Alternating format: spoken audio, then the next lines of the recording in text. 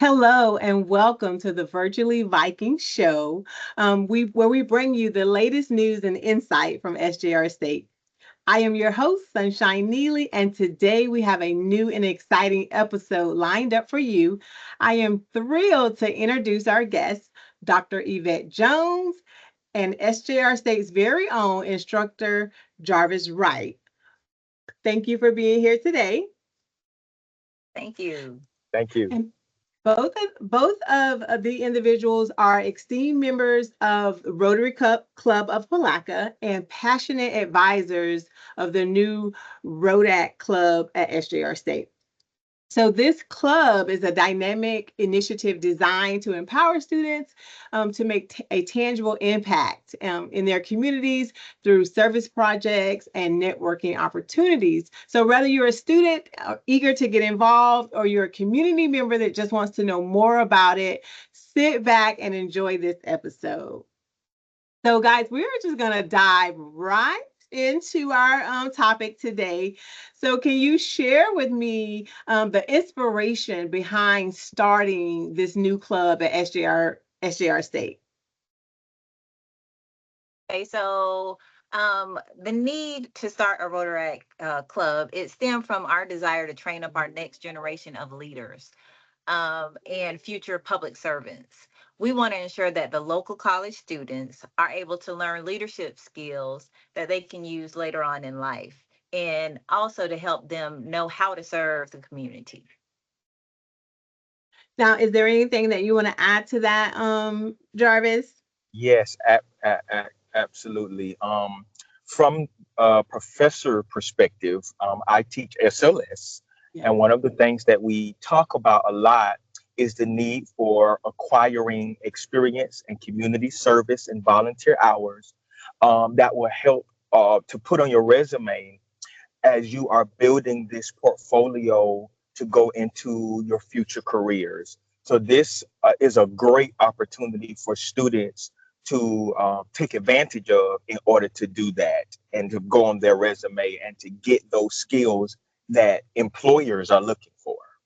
Definitely. I agree with both of your statements there. And a lot of times students don't realize they need that on their resume. They need that experience. They need that they need to network.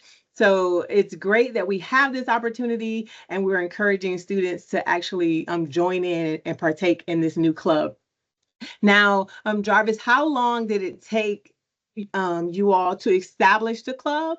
And then what are some challenges during the process?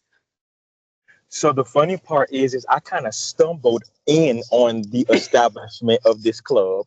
I walked in on one of the events that was happening in the Viking Center and noticed some of my Rotary colleagues. And to my surprise, they were starting a Rotaract club.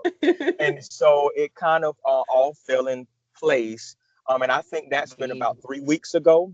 Been about 3 weeks ago Um, that this happened, and it all fell in place that I would be able to serve as the sponsor, the staff sponsor. And so, in the 3 weeks that we have been establishing this club, we have received our temporary approval, which lasts us this entire semester. That gives us the permission to start working on permanent approval, bylaws, things of that nature. We've already had 2 meetings. We had our first initial meeting where Miss Yvette just guided the students into the understanding of the club. And we recently, as of yesterday, right, Miss Yvette? Right. Yesterday, Yes. we did our second meeting and elected officers. So we have a president, we have a secretary, we have a social media specialist already in place.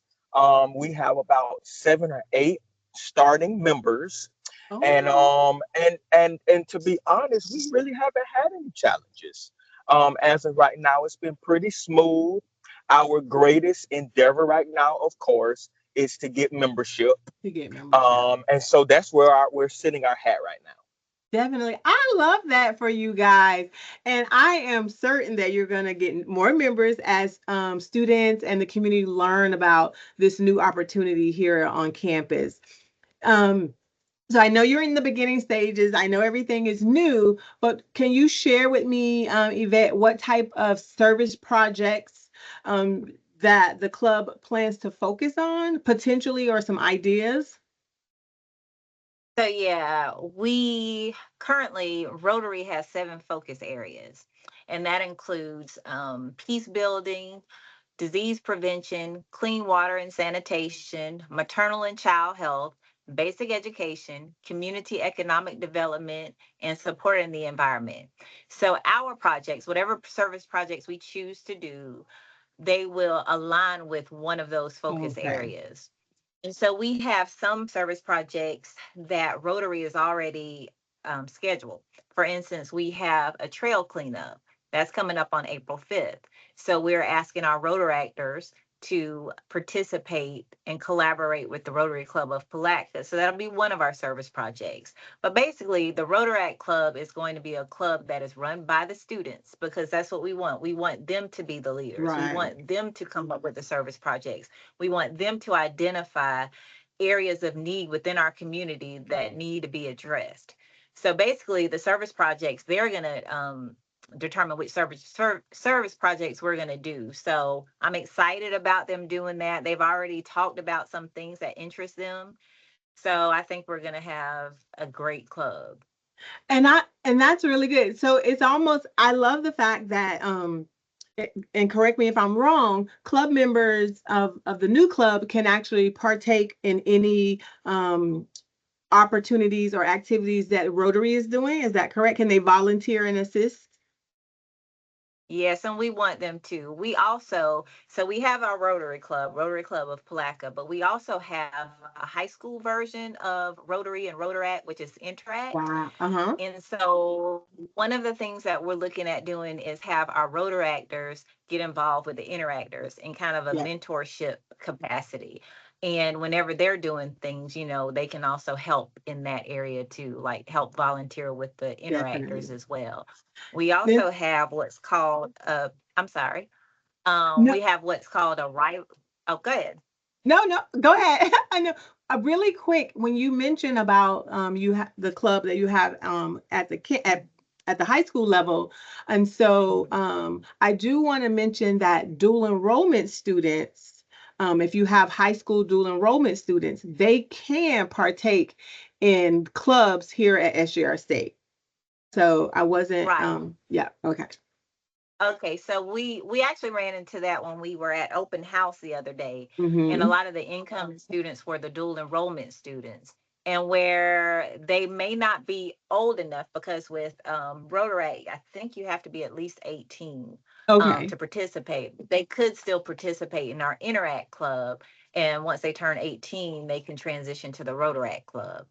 Perfect. So we did talk to several students that were dual enrollment students, and we're encouraging our Interact students currently that are going to transition to St. John's River State College in the fall, or either do dual enrollment. We're encouraging them to get active and be a part of the club. Definitely, definitely. Now, Jarvis, I know, again, you're new, and or the club is new, and you guys have had a few meetings. What impact have you already seen on the members that you have who are participating just in the beginning phases? What kind of impact are you seeing on those students? So definitely leadership is emerging, and it's amazing to me Hmm. how quickly the leadership is emerging. I believe that we have a great group of students who are really just needing that push in order for what's already inside of them to come Right. out. Yeah. So there was a lot of collaboration and ideas that was given in our last meeting that just came so naturally. It didn't Mhm. have to be prompted, it didn't have to be pushed. I didn't feel like we were having to pull teeth. That we just watched leadership emerge. So I think that's the biggest impact. That level of ownership Yeah. is definitely happening. And I think another thing that we're seeing, I'm proud of the fact that one of our club members is a member of our adult ed program. Oh, And wow. generally, our adult ed, we find, or at least I found this when I was in adult ed, they were not really involved in the college life Mm-hmm. Mm-hmm. like that. So that really did my heart well to Yes. see that this gave opportunity for some of our adult ed students to recognize how a part of the college they are as well. So those are some of the Correct. paths. Correct. Because this is definitely our community. And so we have to get involved by any means necessary. And it doesn't matter whether you're working on your master's, your GED, whatever, you can serve and you can serve your community. So I love that for that student as well. Now, as far as networking opportunities for the club members, can one of you share how will the new club facilitate different networking opportunities for the members? You want So to by go next? getting the Okay. students, oh, go ahead. By getting the students involved in the various projects, they're going to be exposed to different organizations. We hope to open networking opportunities with the individuals that run those organizations. They'll also be, um, I guess, exposed to other Rotarians. And the Rotarians, like the Rotary Club, we have members that are across all fields. We have them from healthcare, education, business. And so we're hoping that they connect with some of our Rotarians. And that's a good way to build relationships and then be able to network with them. Also, by collaborating with us on our service projects, it can be outside of Rotary. Like if we go and volunteer or do something at the Bread of Life, they would have that Right. person or that organization as a contact or as a support. So I'm looking at them through the collaboration, being able to know new people and open up those relationships. So I think it'll be great for them. Awesome. Now I know Yeah. you meant And okay. if I could add really quickly also just to add to what Dr. Yvette is saying about our club being made of businesses. Mhm. Basically Rotary is a group of business leaders that Mhm. are wanting to impact the community. And so again, from the perspective of we recognize that students are in college to get a job. They're Mhm. getting an education Right. to one day be able to have a career. And so this opens up internship opportunities, possibly. Oh It wow, opens up, yes. you see what I'm saying, opportunities for them to connect to Mhm. people in their field for mentorship. Right. And so I think that's an indirect connection as well. That they Mhm. now have access to this plethora of individuals who can connect them Yes. to certain passions that they have, careers. Um, Yes. Right. let's just take Dr. Jones or Dr. Yvette for a second. Dr. Yvette has access to health field. Well, Mhm. we have a lot of individuals wanting to go into the health field. Now they Correct. have Right. a direct connection to that because they are a part of our club. Mhm. I love that. And sometimes it's not like what you know, it's who you know. So it's who Yeah. you know. But like you said, building those relationships and building those strong foundations and just getting to know people and putting yourself out there, it's going to be an amazing networking. It's going to be an amazing opportunity for these students. So I am excited for them as well. Now I know, Jarvis, you mentioned that you guys now have a president and a social media person. Can you kind of describe like the leadership structure of the offices that make up the club? Yes, and Dr. Jones, if you can help me with this, but basically, we have a president, we have a vice president, secretary, treasurer, and then we also added additionally the social media specialist. And in our first meeting prior to us actually electing officers, we gave out job descriptions for all of Mm-hmm. these particular, and they are ultimately the job descriptions that will be for any other leadership role or Right. any other organization. The president is the one that conducts the meetings, the vice president in Mhm. the absence of the president, secretary, treasurer, so all of those are basically the same. And what it does is it gives students opportunity to practice in leadership skills. and to also hone in on their confidence, building their confidence and Mhm. leadership skills. So right now, Dr. Jones and I have been primarily leading the meetings, but we have heavily communicated to them that that will be Right. transitioning to Right.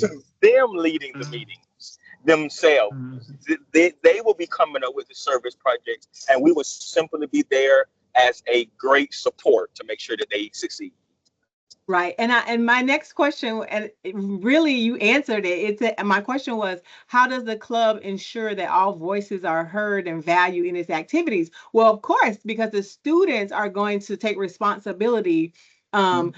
and let it be their ideas. Because sometimes if I just say, well, Dr. Jones and Jarvis, I want you guys to work on this trash project. You might not put your whole heart into it because it's not something that you came up with, or it's not, it doesn't have meaning to Mhm. you.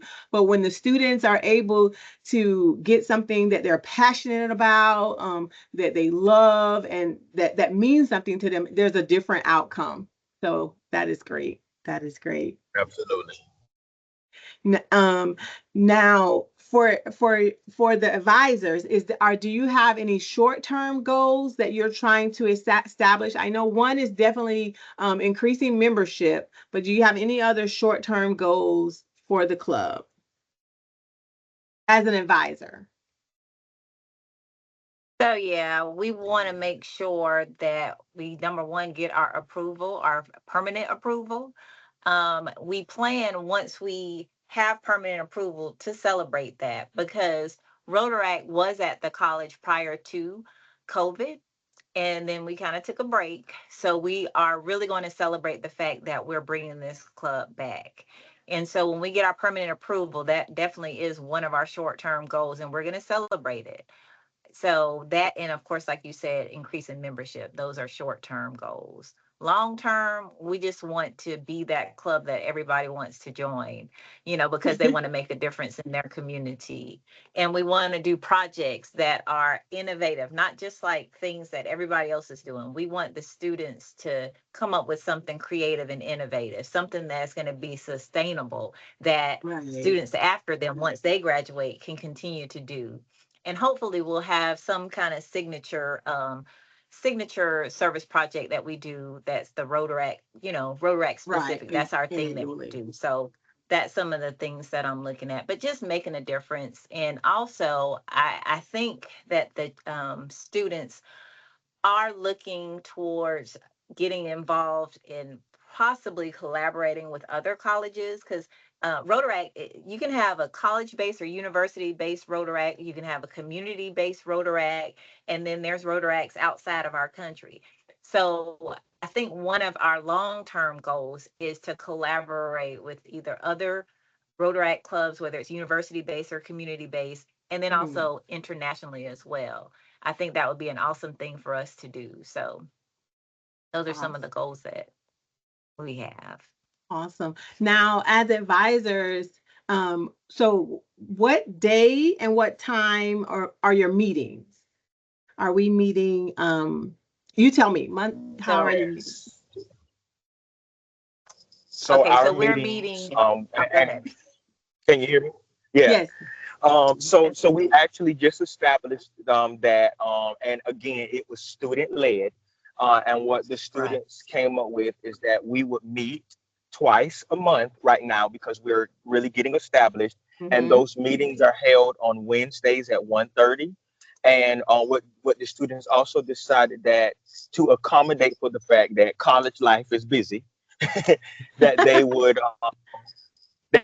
rotate between first, we meet the second and fourth Wednesday of each month. Okay. And the first, that second week Wednesday would be virtual, and that fourth Wednesday would be in person. And that is Oh, held in room S207, which is my classroom when it's okay. in person. Yes. Hmm. And so, if someone wants to check out the club, maybe come to a meeting, are meetings open for non-members just to check it out? Yes. Okay. Perfect. Yes. Perfect. Yes. And then what advice, as we get ready to wrap up, what advice, and you both can give me some advice. So we'll start with Jarvis first, and then we'll go to Dr. Jones. But what advice would you give a student who's considering joining the club? The advice that I would give first and foremost, I think that I think we realize that our ultimate goal is community service. But I think ultimately the bigger picture is community. Period. Mm-hmm. Community. Yep. That being a part of a club creates for us community. We're living in a generation now where people are so isolated. I Mm-hmm. think social media has caused us not to realize the importance of dwelling together or doing Mm-hmm. things together or being connected and networking. Yep. And so, one of the things that we talk about in the SLS class and curriculum is taking advantage of college life and getting involved in the community of college because you never know how that will benefit you in the long run. So I think that ultimately my advice to any student is to be a part of community so Mm-hmm. that you can ultimately leave with a greater experience than just taking tests and Right. falling asleep in my class. Yeah. Yeah. And Dr. Jones, the same question. What advice would you give a student who's considering joining the club? I would say follow your heart. Follow your heart. Do what you love. If you're a person that wants to see your community better, you have to be the change that you want to see. So you Right. have to be involved. You have to get out. You have to do it. You can't just sit back and complain and say, oh, our community is so bad. We need this, this, and that. Right. You have identified an issue. Once you Right. identify that issue, be a part of the solution. Try to Solution. be there Hmm. to make it better. So I would say that's what we offer. We offer students the ability to make a difference by addressing the issues that they see and being a part of that solution. Definitely. Now, Jarvis, how can community members, because our audience, we will hear this. So, how can community members support the new club and its initiatives? So that is something that I think we're both still learning Okay. as it relates to how the community itself. I do know that SJR State does a wonderful job in supporting the clubs Yes. with finances and things of that nature. But as it relates to the community is concerned, one of the things that the community can do is s- encourage your students to be a part.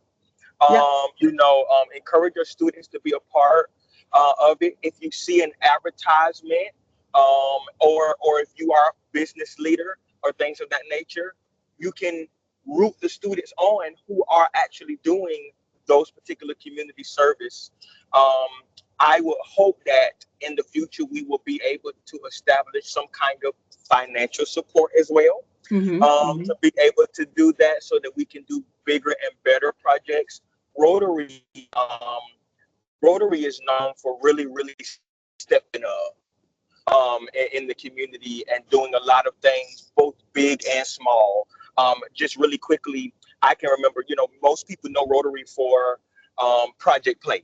Right. Rotary was who built Play or the amphitheater. But what they don't know is that Rotary last year also took on a project of building a well, um, Oh, of wow. digging a new well for a family who wanted to adopt children, but they couldn't because they didn't Wow. have that stipulation.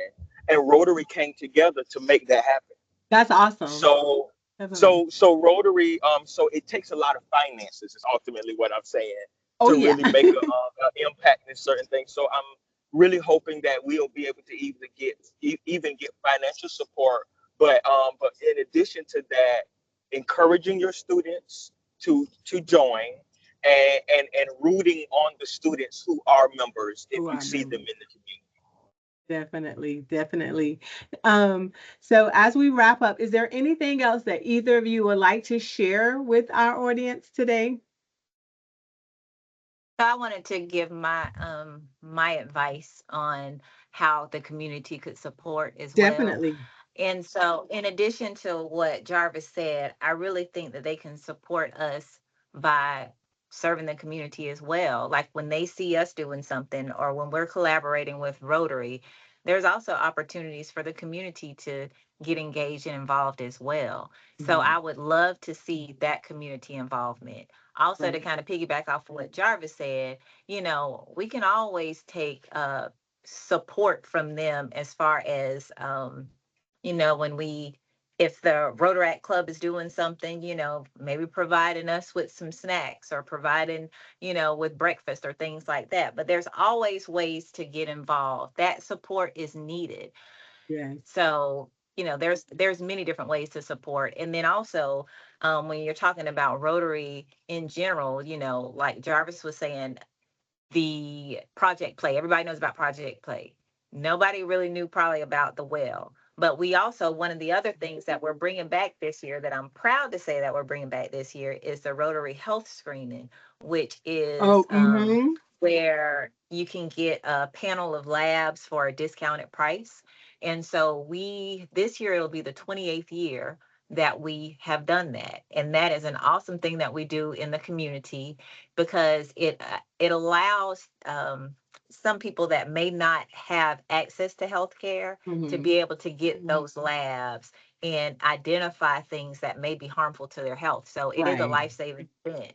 And Yeah. so that'll be we're looking in the spring, so first or second week of May. So just supporting Rotary is a way to support Rotaract. So just getting involved with some of the things that we're doing in the community. Awesome, awesome. That is a great event, and I have attended in previous years, so that is exciting.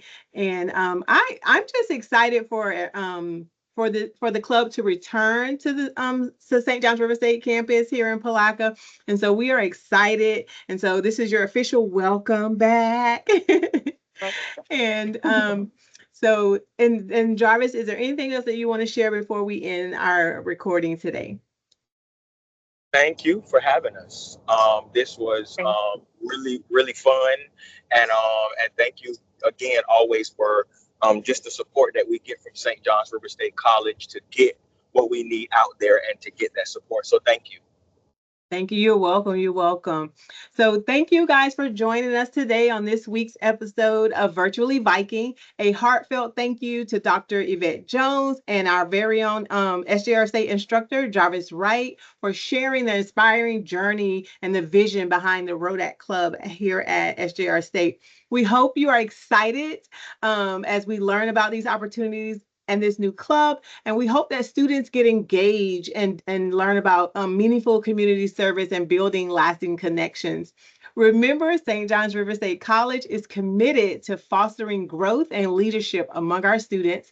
If you're interested in joining the club or learning more, please reach out to Virtually Viking at sjrstate.edu. Until next time, keep exploring, keep connecting, and go Vikings.